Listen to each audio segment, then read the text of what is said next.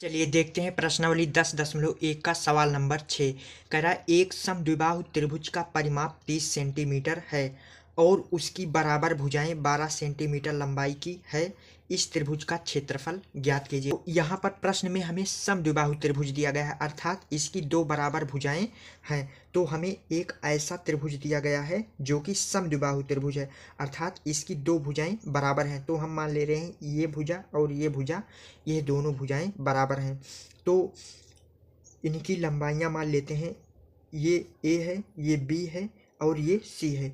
तो ए और बी ये दोनों बराबर है। क्यों है? क्योंकि यह एक समद्विबाहु त्रिभुज है, ये कह रहा है, तो इसकी दो भुजाएं बराबर होंगी।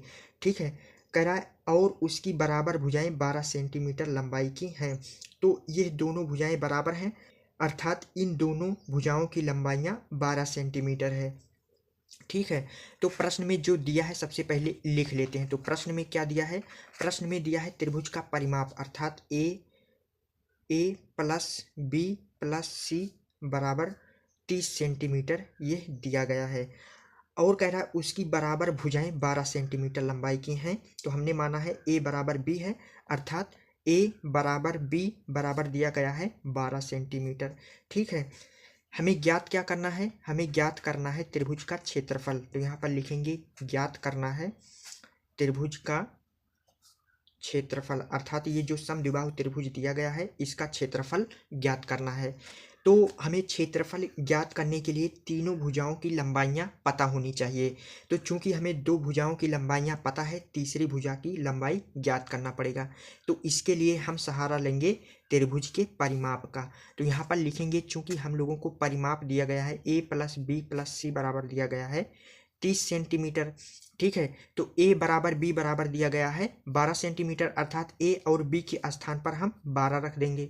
तो ये हो जाएगा हमारा 12 प्लस 12 प्लस सी बराबर हो जाएगा 30। 12 12 24 हो जाएगा, तो ये हो जाएगा सी बराबर 30। 24 दाएं तरफ आएगा तो माइनस हो जाएगा, तो सी बराबर हो जाएगा 30 में से 24 जाएगा तो हमारा 6 बचेगा, अर्थात भुजा सी बराबर आ गया हमारा 6 सेंटीमीटर। ठीक है, ये हमारा आ गया तीसरी भुजा की लंबाई। अब तीनों भुजाओं की लंबाइयां पता चल गई। अब एक चीज हम और ज्ञात कर लेते हैं, त्रिभुज का अर्ध परिमाप। तो चूंकि हमें परिमाप दिया गया है तो इसका आधा कर देंगे तो हमारा अर्ध परिमाप निकल जाएगा। तो यहाँ पर लिखेंगे एस बराबर, तो एस बराबर हो जाएगा हमारा ए प्लस बी प्लस सी बटे 2, ये हमारा त्रिभुज का अर्ध परिमाप हो जाएगा। तो इसका मान कितना है? इसका मान 30 है, बटे 2 है, तो बटे 2 काट देंगे तो ये आ जाएगा हमारा 15 सेंटीमीटर। ये हमारा त्रिभुज का अर्ध परिमाप निकल गया। अब हम त्रिभुज का क्षेत्रफल आसानी से ज्ञात कर सकते हैं। तो हीरोन का सूत्र होता है हमारा हीरोन, तो यहाँ पर लिखेंगे हीरोन के सूत्र से जो हमारा हीरोन का सूत्र होता है उसके लिए त्रिभुज का क्षेत्रफल बराबर होता है क्षेत्रफल बराबर। तो हीरोन का सूत्र हम कैसे लिखते हैं? पूरे पे वर्गमूल लगाएंगे, एक बार एस लिखेंगे, उसके बाद 3 छोटा ब्रेकट लिखेंगे इस तरह से, उसके बाद ब्रेकट के अंदर तीनों में एस एस लिखेंगे, उसके बाद माइनस लगाएंगे सभी में, उसके बाद बारी बारी भुजाओं को लिख लेते हैं ए बी सी। तो इस तरह से आप हीरोन के सूत्र को आसानी से याद रख सकते हैं।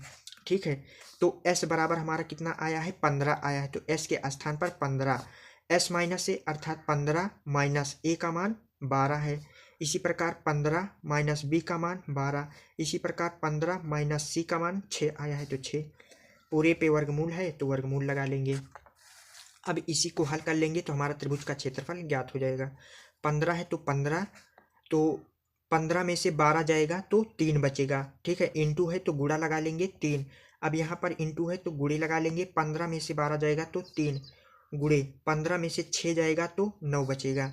वर्गमूल लगा है तो वर्गमूल लगा लेंगे।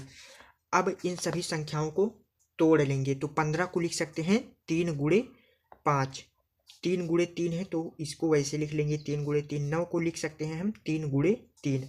तो अब हम जोड़ा बना लेंगे जिसका जिसका बनेगा। तो यहाँ पर 3 का एक जोड़ा बन गया, 3 का दूसरा जोड़ा बन गया। ठीक है, 3 और 5 का जोड़ा नहीं बन रहा है तो हम इसको वर्गमूल के अंदर लिखेंगे। तो इस जोड़े में से एक 3 को बाहर लिख लेंगे, गुणे इस जोड़े में से एक 3 को बाहर लिख लेंगे। वर्गमूल के अंदर 3 और 5 का गुणा करा लेंगे तो ये हो जाएगा 3 पचे 15। अब आगे हल करेंगे 3 त्रिका 9, अर्थात हमारा त्रिभुज का क्षेत्रफल आ गया 9√15 सेंटीमीटर स्क्वायर। तो इस तरह से हमारा त्रिभुज का क्षेत्रफल ज्ञात हो गया, यही हमें प्रश्न में ज्ञात करना था। तो आई होप आप लोगों को प्रश्न संख्या 6 अच्छे से समझ में आ गया होगा।